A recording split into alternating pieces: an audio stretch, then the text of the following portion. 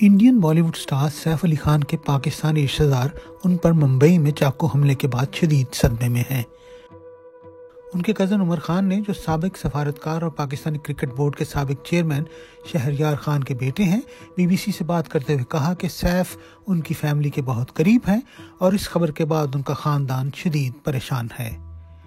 عمر پاکستان میں کیفیز کی ایک چین ہاٹ سپاٹ کے مالک ہیں اور ان کے مطابق ماضی میں سیف 1-2 بار پاکستان آئے تھے اور کرکٹ میچ بھی کھیلے تھے، لیکن ان کی زیادہ ملاقاتیں انگلینڈ میں ہی ہوتی تھیں۔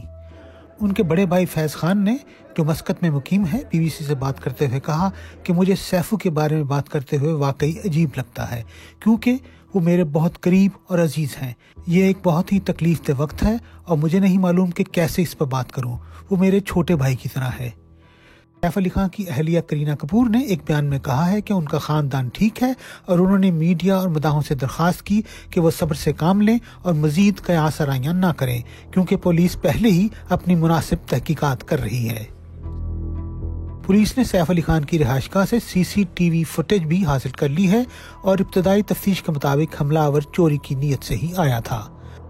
سیف کا علاج ممبئی کے لیلاوتی ہسپتال میں جاری ہے، جہاں نیورو سرجن ڈاکٹر نتن ڈانگے کے مطابق سیف علی خان کی سرجری کی گئی، جس کے بعد وہ صحت یاب ہو رہے ہیں۔ He is completely stable now. He is recovering well and out of danger.